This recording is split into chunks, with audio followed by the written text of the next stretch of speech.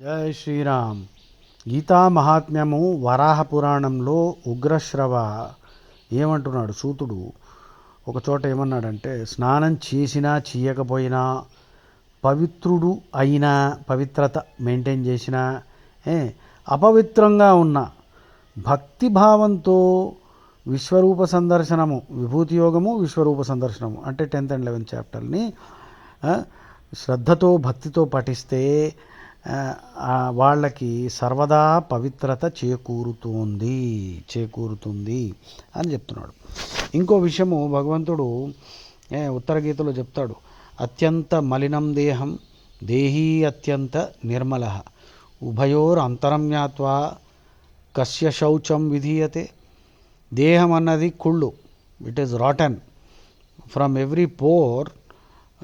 Something is oozing all the time. మన skin క్లీన్గా ఉందని అనుకున్నాం అనుకో, మ్యాగ్నిఫైయింగ్ గ్లాస్ కింద చూసామంటే the body is fundamentally impure. కుళ్ళు అది. దానికి నువ్వు ఎంత సబ్బు రాసి, షాంపూలు పూసి, పర్ఫ్యూములు పెట్టినా అది కుళ్ళు మయం.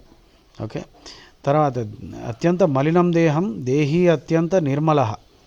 ఆత్మ అన్నది నిర్మలమైనది, ప్యూరిటీ పర్సానిఫైడ్ అది. సో వీటన్నిటికీ తేడా నీకు తెలిసిన తర్వాత నువ్వు దేని ప్యూరిటీ కోసం ప్రయత్నిస్తున్నావు? దీన్ని ఎంత ప్యూరిఫై చేసినా సరే ఇది ఇంప్యూరే, దాన్ని ప్యూరిఫై చేయవలసిన అవసరమే లేదు. సో ఇది భగవంతుడు చెప్తున్నాడు అనమాట. ఎందుకంటే అతిగా అలా అని చెప్పి స్నానం లేకుండా పందుల్లా తిరగడం కాదు. ఓవర్గా చేసేకంటారా నాయన. ఒకప్పుడు నేను చూస్తూ ఉంటా, నేను ఇంకా ఇవాళ లోపల రాలేనని, స్నానం చేయలేదని, అరే బాబు ఇంతవరకు వచ్చావు దర్శనం చేసుకుని పోరా అంటే వినరు. ఈ పట్టింపులే ఎక్కువ. ఈ పట్టింపులు అంత పట్టించుకోక్కర్లేదని చెప్తున్నాడు. స్నాతో వా యదివా అస్నాతః, స్నాతో వా యదివా అస్నాతః, శుచిర్వా యదివా అశుచి, విభూతిం విశ్వరూపం చ సంస్మరన్ సర్వదా శుచి.